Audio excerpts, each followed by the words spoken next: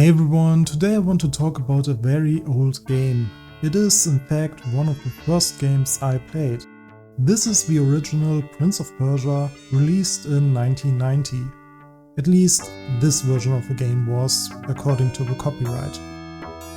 The game was created by John Magner, and the game spawned a pretty big franchise.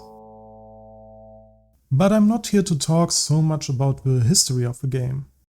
Instead, I want to talk about how modern/unique the game feels in some parts, which make it still worth playing today in my opinion. Especially if you want to be an indie game developer and are looking for some easy to understand design principles. You can still get a legal copy of the game on the used game market for like half the price of a new game these days. So let's start off with first level. The first thing we'll notice are the fluid animations.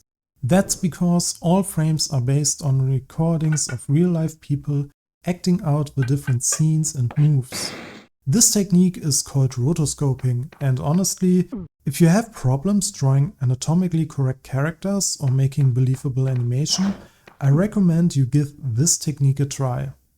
If you are aiming for a similar art style, this might be faster and more fun than creating characters from scratch in your favorite drawing software. Aside from the art style, Prince of Persia also has some interesting gameplay and level design tricks, which I still find relevant today. For example, your first enemy encounter acts like a locked door.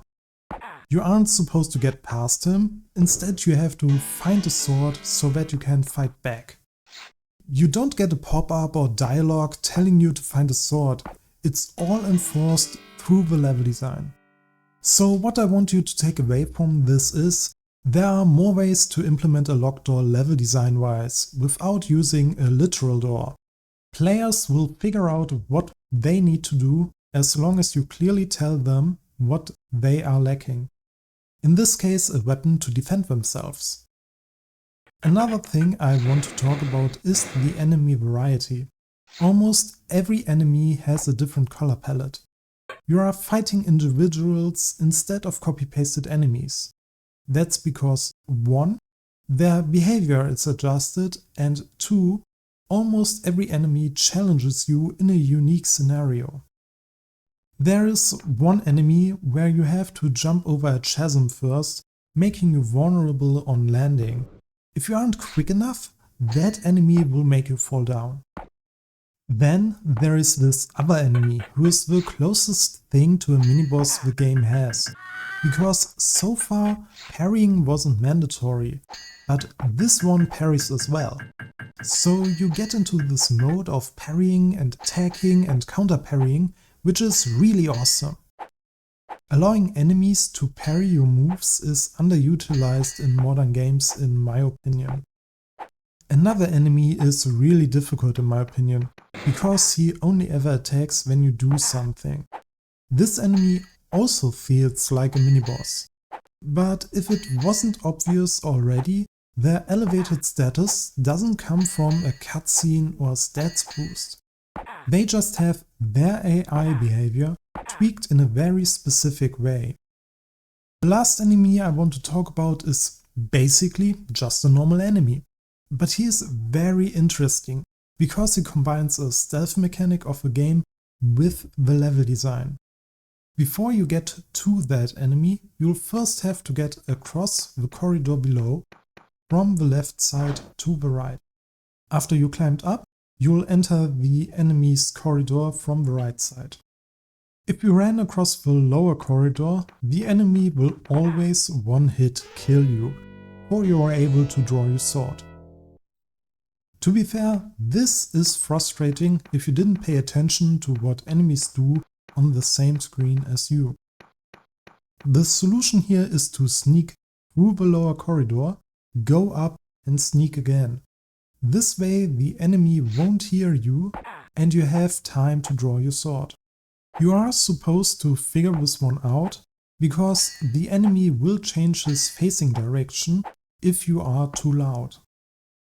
I think this is a prime example of how level design can make even normal encounters memorable. If the enemy was placed just a little bit more to the left, he would just be your average enemy, which you've defeated so many times already. Prince of Persia has many more of these interesting tweaks, which is why I think more game devs should play it. Making a Prince of Persia game these days is not that difficult from a technical standpoint, but getting everything right, so that all the challenges and solutions feel intentional, that shows good game design. Lastly, I want to talk about the game's time limit. You're supposed to finish the game in 1 hour, otherwise it's game over.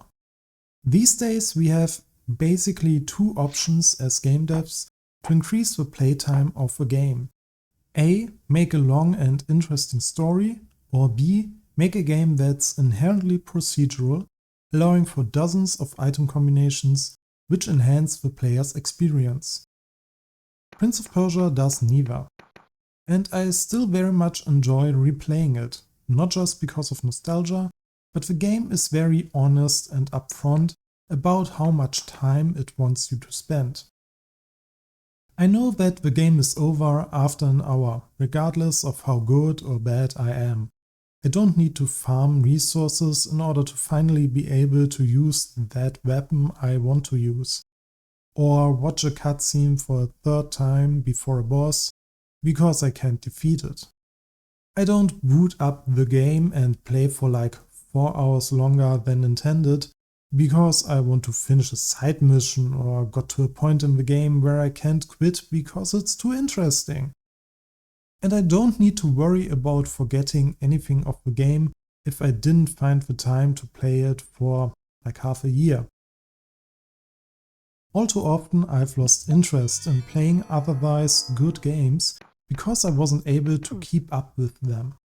But that's why I decided to do more videos like this. There are many games out there that can teach you something about game design, be it good or bad. And there are many games I want to play, be it old ones I want to play again, or new ones I'm supposed to have played. So stay tuned for the next video. Until next time, bye bye.